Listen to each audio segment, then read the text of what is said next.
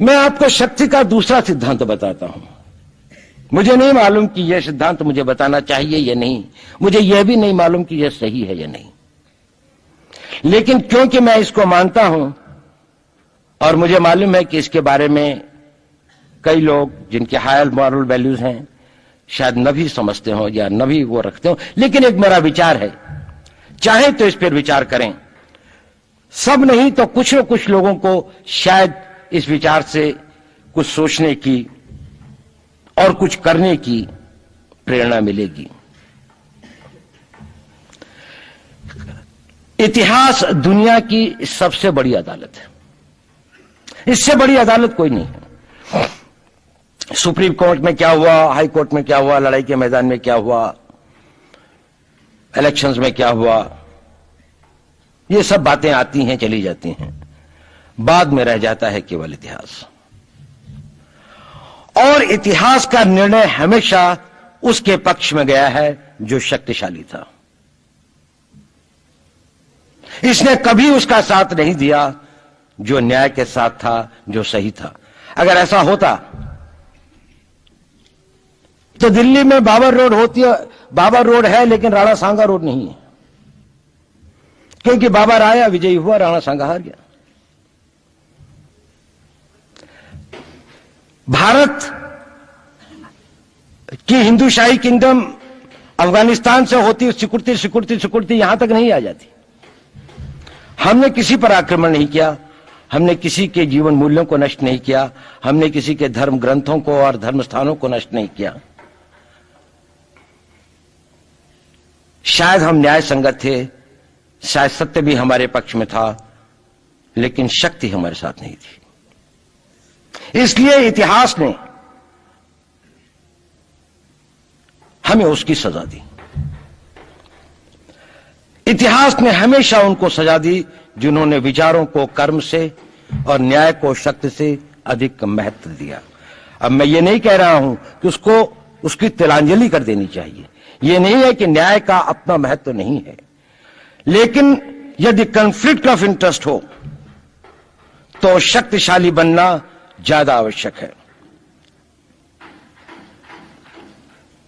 भारत धर्मगुरु भी तभी बनेगा जब एक शक्तिशाली भारत का निर्माण होगा।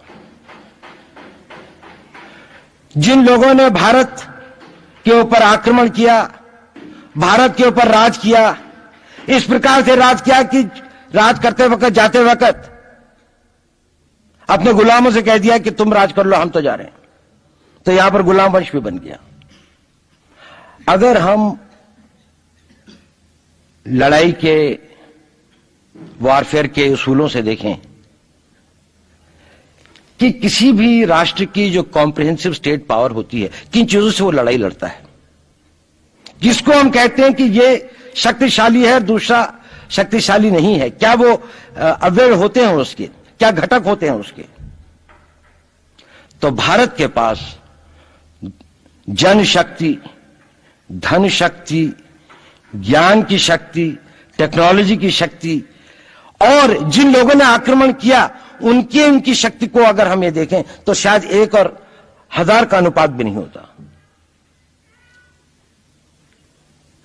लेकिन उसके बाद भी हम वो नहीं कर पाए। और ये प्रश्न भी किसी ने पूछा, उस पर मैं आऊंगा बाद में। निवेदिता जी ने उसका बहुत अधिक उत्तर दिया, बहुत अच्छा उत्तर दिया था कि क्या कारण है, किसके कारण भी हम लोग इस लड़ाई में इतिहास ने हमारा साथ या हमारे पक्ष में न्याय नहीं दिया। क्या कारण है कि कश्मीर में हम लड़ रहे हैं, जिन्होंने हमारे ऊपर आक्रमण हो रहा है, हमारे ऊपर बाहर से लोग आकर वायलेशन हमारे बॉर्डर का करते हैं, इन्फिल्ट्रेटर्स हमारे यहां आते हैं, जबकि पूरा का पूरा कश्मीर भारत का भाग है, अभिन्न भाग है। कानून के अनुसार वहां के राजा ने यह हस्ताक्षर किए, हमें दिया।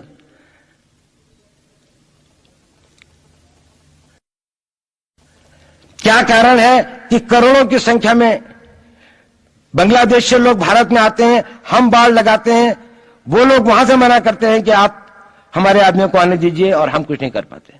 और भारत में 2 करोड़ नागरिक रहते हैं। हम हर एयरपोर्ट के ऊपर में इमिग्रेशन की चेक पोस्ट लगाते हैं कि कहीं पर कोई एक आदमी बिना पासपोर्ट के या बिना वीजा के भारत में प्रवेश न कर जाए। यहां पर लाखों की संख्या में, करोड़ों की संख्या में लोग आते हैं। सुप्रीम कोर्ट भी ये वो करता है कि जिन लोगों ने, जो इसके लिए जिम्मेदार हैं, उन्होंने जो काम किया है वो भारत के ऊपर आक्रमण के बराबर काम किया है।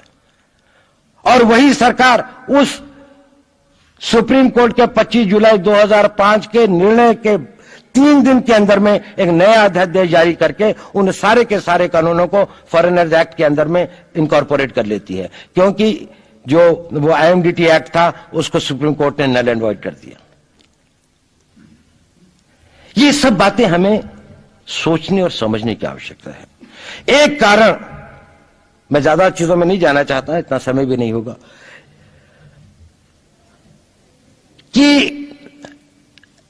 भारत विदेशों से इतना नहीं हारा। अंग्रेजों ने भारत के खिलाफ कोई लड़ाई ऐसी नहीं जीती जिसमें कि अंग्रेजों की फौज में भारतीय सिपाही नहीं थे। चाहे वह पहले बंगाल नेटिव आर्मी थी, 1857 के अंदर में सिखों और गुरखास ने उनका साथ दिया। जब सिखों से लड़ाई हो रही थी तो बाकी लोगों ने उनका साथ दिया। हमेशा नेटिव आर्मी उनके साथ थी।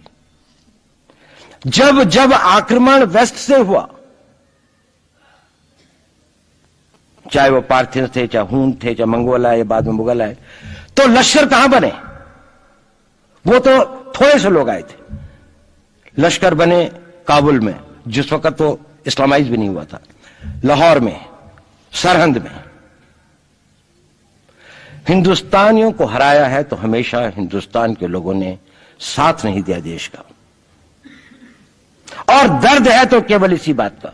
भारत के इतिहास में अगर दर्द केवल इस बात का नहीं है कि विदेशियों ने हमारे साथ क्या किया, उनका तो हम मुकाबला कर लेते। दुख इस बात का था कि हमारे सभी लोगों ने साथ नहीं निभाया और साथ नहीं दिया। और इसकी फीलिंग आज भी मुझे इस देश में होती है। और भारत को आंतरिक बाह्य शक्तियों से जो सबसे बड़ा खतरा है, वो खतरा इस बात का है कि हमारे अपने लोग ही कहीं राष्ट्र की सुरक्षा, राष्ट्र की अस्मिता, राष्ट्र के गौरव का सौदा न कर बैठे, अपने आज के सुख के लिए अपने भविष्य को अंधकारमय न कर दें। और इसके लिए जो जागरूकता चाहिए, इसके लिए जो ताकत पैदा करनी है, वो ताकत केवल समाज के अंदर भी पैदा की जा सकती है। उसको केवल आप लोग कर सकते हैं। वो केवल आज की युवा शक्ति ही कर सकती है।